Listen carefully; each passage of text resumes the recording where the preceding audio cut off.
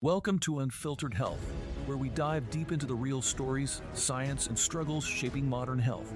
Your host, Dr. Sean Hall, is an internationally recognized author, medical researcher, and lecturer. Join me as we strip away the noise and explore how chronic illnesses are impacting not just our bodies, but the very fabric of our social and human function. This isn't your typical health talk. Here, it's raw, it's real, and it's time we talk about the hard truths. Ready to rethink health? Let's get started. Hey everyone, and welcome back. Over the Christmas break, I had a number of people talk to me about why do I push innovation in drug substances, in food supplements, in cosmetics. And in the same conversation, it would regularly come up why I have a specific interest in chronic illnesses. So I thought I might just spend a few minutes and just put some narrative around the concept. It's a rather large topic, so I'll do my best to try and condense it. But I really do believe in innovation. And I believe in innovation because when I look at healthcare, our traditional uses, our standard care, the therapeutics that we turn to are not working as well as what we had originally intended. And there are several reasons for this. One, and I'll go into this a little bit later, is chronic illnesses, the rise of chronic illnesses, the prevalence of chronic illnesses and what that means. But the other one, which is just as compelling, is what happens in the background when we go into drug discovery. So our timelines, our budgets are all pushed. When we look at what it takes to design a new medicine, so let's just call it a drug, and we look at the traditional sense, we first need to understand what it is we're targeting, what is the solution we're trying to solve, what's already on the market, if that's so true, where its risks are, does it work, where it's shortfalling, and there's a lot of time and energy that goes into this target validation. Once we have the target validation, we start to work backwards and we look at compounds that may elicit that health impact that we had conceived when we were looking at this target validation. So we go into compound screening. And then from that, whilst we might turn around and say, okay, look, we have a really good compound we want to use, the next question is how much? And it's a really weighted question because too much could actually induce risk, right? And depending on the compound, that risk could be life-threatening. So we now need to start to weigh how much of this compound is enough, what does the dosing look like, and we start talking about compound optimization. Once we think we have that right, and trust me, that is not a 5-minute job, we can then move into non-clinical testing, right? Or some might call it preclinical. And that gives us an idea on risk. In many cases, it involves animal. It gives us an idea on absorption and so forth. And once that is all settled, we then go to human ethics, or IRB in the US, and we request approvals to move into human clinical trials. And then that starts the typical phase 1, small trials, and subsequently through to phase 3 and possibly even confirmatory phase 3s. Now, when you think about this, this is a 10-year project management curve on average, and an investment of a significant amount of money and an army of people working collaboratively to bring this about. So when we go right back to the first step and we look at this target validation, considering the timeline it normally takes or takes on average to get through and the expenditure with it, we've really got to have a good crystal ball. And it doesn't always work out that way, right? And then whilst you go into clinical trials believing and hopeful that you'll meet the endpoints that you preconceived, doesn't always work out that way. And in some cases, in clinical trials, other endpoints come out, endpoints that you had not considered and endpoints that could be compelling. So what is an endpoint? An endpoint is some piece of data that came out of the clinical trial that's compelling. And that could be a good or it could be a bad thing. We don't know, right? All best endeavors go into a clinical trial to allow it to elicit the data we are looking for. So that's the framework we work in order to bring about a new medicine. Funny thing is, nutraceuticals are obviously very different. Food supplements are obviously very different. We don't go through that process, that pathway, right? So my belief, though, is when looking at a food supplement, if you are taking it, if you are the end user and you are taking it, you're taking it for an inferred or a conferred health benefit, rather. So you want some level of evidence that this supplement you're taking is actually going to do you good and minimize risk. And we see today too commonly price very quickly comes in to the equation, right? Cheap supplements really are cheap supplements. And when you consider the work that normally goes into a product to assume quality, safety, and some form of approval, so in Australia, food supplements or nutraceuticals, as they're called here, have to be listed with the TGA, which is a minimum prerequisite that does govern public health, public safety. And it's very different to how the US regulate or don't regulate, rather, food supplements outside label and advertising claim.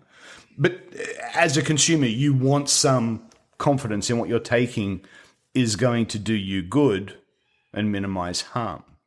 So we get into this battle of everyone has been taught deal, deal, deal. Everyone has been taught to buy on discount, but it's not always the best way to approach something you're taking for a health benefit. Look, here's where I want to push the topic, right? Why am I so passionate about healthcare as such? Why am I so passionate about innovation? Why am I passionate that there is a coexistence of life between, taking those nutraceutical supplements or those food supplements as you were, but also having a place for more traditional, more orthodox or standard care medicines? And it's really because of the rise of chronic illnesses. So right here, right now, as I look back and I have a look at some of the CDC, that's Center of Disease Control, conversations on chronic diseases, I find an article of July last year. So let's say 6-7 months from where we are now. And they're starting the article by saying that in their summary data, 90% of the nation, so bear in mind, this is the US, right? 90% of the nation's $4.5 trillion in annual healthcare expenditures are for people with chronic conditions. So, chronic illnesses, in the top 10, you would have things like heart health. So, heart disease, stroke, and so forth. You obviously have cancer, you have diabetes, you have obesity, you have arthritis, you have mental health. So if you think about it, the amount of money we're putting into chronic illnesses is staggering. And I can look at similar data from here in Australia, and again, I can look at similar data from the UK. Chronic illnesses, to me, is the biggest health epidemic the world has seen. And it's come about principally because of our lifestyle and our choices. That's us as an individual. But the thing is as we move into treatment regimes for chronic illnesses, there's not much in that standard care, that orthodox care, that really does arrest these chronic illnesses. In many cases, we're confronted with lifestyle modification, change of behavior, and so forth, which for most people, the data demonstrates is not sustainable. When I look at food supplement companies, a lot of them will push products good in these areas, but you'll find them at 50% off at the discount pharmacy, and you'll find that outside of a lot of marketing hype and hoorah, there is no data to attest to the product, even down to superficial data like basic stability of the product. And a lot of this stuff you can gain from just public access information on the internet if you know where to look. So when I look at chronic illnesses, I know we don't have a lot in our therapeutic toolkit. That doesn't mean that there's not a lot there. It's just it's not obvious. The work hasn't been done. In many cases where we're dealing with chronic illnesses that have a dysfunctional gastrointestinal tract or liver function, which is most, taking a medicine via an oral ingestive route, in other words, swallowing it, whilst might be convenient to the patient, in many ways is super, super inefficient when it comes to therapeutically managing that patient. So this is all general advice. But in this general advice, I really do push qualified conversations with your healthcare practitioner. And if you don't like what he or she says, it's your life. Get a second opinion. But as we look forward and we see that the rise of chronic illnesses is not abating, we've wasted a lot of money trying to do a change of behavior, public service announcements, and so forth, and it's just not working. The fact comes down to how we move beyond where we are now, how we reduce the comorbidities in relation to chronic illnesses and what they are doing to us, comes down to several things. New drugs, new food supplements need to come to market, and they need to be innovative. They need to have some level of science behind them. And in most cases, they can't be a pill that you swallow. Remember what I said before, the majority of these patients have either a gastro or a liver dysfunction, complaint, or upset that will actually hinder the absorption of that medicine that you're swallowing. So we need to rethink, we need to innovate, and we need to come up with a better toolkit to manage chronic illness. Right? Now, you're going to have different people from different segments in the life science space or the healthcare space or the allied healthcare space come up with their solutions. And the solution is not one simple thing. I'd love that to be true. But here and now, as I've had this conversation many times thinking back over 2024, there is no silver bullet for chronic illnesses. So that means there is not one thing that you can do that is going to change everything. Sure, you might need a personal trainer to help you get back into shape, help you shed a few of those pounds. You might need a dietitian to help restructure what your diet looks like and help you move beyond unhealthy eating patterns. You might need a medical doctor to prescribe drugs that help with liver function. You may need a naturopath to help you restitute and heal your gut lining. It's not one thing. So here, I kind of look towards the fact of what does a care plan for a patient look like? And a care plan, for people that don't know, is a multifactorial health plan that is your health plan. It is unique to you, and it has input for a number of different healthcare providers, all working together and in concert to produce that positive effect you're looking for.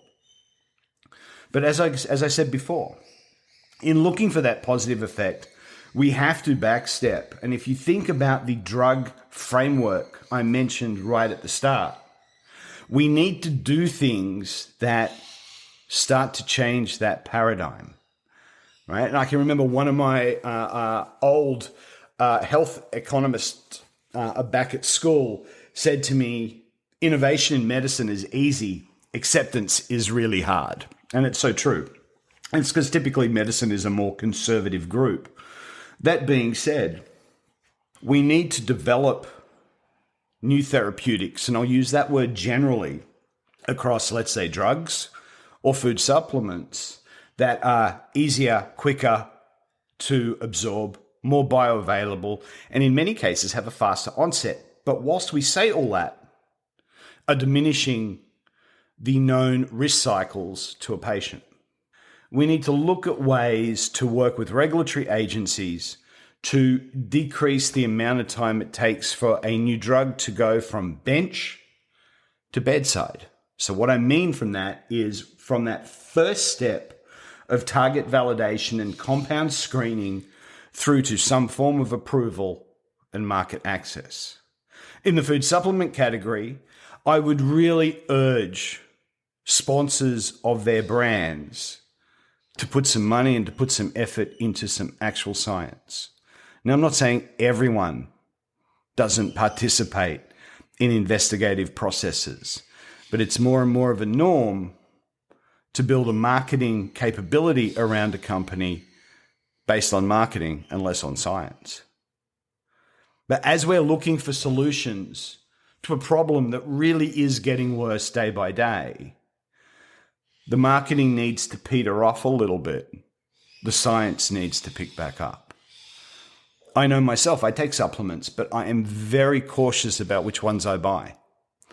I do, and I'm lucky, I have a lot of knowledge, extensive research on A, the company, B, the brand, C, the product, because I have accesses, and you do too, because they're public, to most databases around the world that talk to clinical trials. I specifically look for companies that do trials on finished formulation. I really don't care if one ingredient has been tested. I want to know what the finished formulation does. And I say that because I've been around enough to see sometimes an ingredient that's been studied put in with another ingredient actually has a negative or an antagonistic effect. And it's very common. So I'm never going to assume that taking something is good for me without some of my own third-party validation. You yourself can do this now by simply speaking to a healthcare practitioner.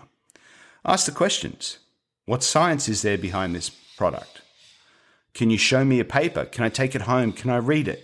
Let me come back and ask questions about it. I think when we talk about chronic illnesses, it is going to be bilateral communication.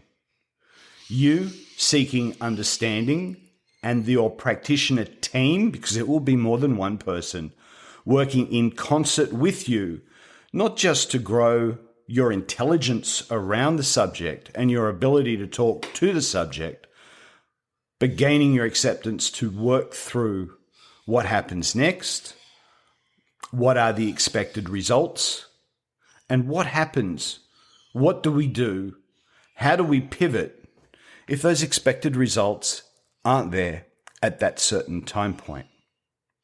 My concern is when I look at the economic impact of these chronic illnesses across Western world, is our healthcare system, public or private, can't afford it.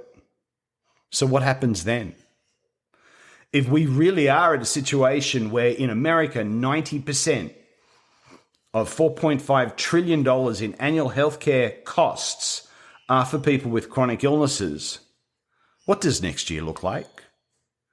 More so, what are we going to do now in attempts to really abate the problem of tomorrow? And if we don't get on top of this, what are we leaving our kids? So, it's my thoughts for the start of 2025. I get asked a lot of questions in relation to chronic illnesses, drug development, and why my passion. I hope this starts to answer why, and more so, how I see the world. I'm hoping that together we can build a framework, an understanding, and a strong narrative around abatement of the problem and simply not being dragged along for the journey. Ladies and gentlemen, my name is Dr. Sean Hall. Thank you very much. Talk to you all real soon. Happy New Year. Bye. Thanks for tuning in to Unfiltered Health. I hope today's episode gave you something to think about, because understanding our health means understanding our world. If you enjoyed this conversation, make sure to hit that subscribe button so you never miss an episode. And don't forget to share Unfiltered Health with your friends, family, and anyone who cares about getting to the truth behind chronic illnesses and their impact on society. Together, we can break the silence and create a healthier future. See you next time.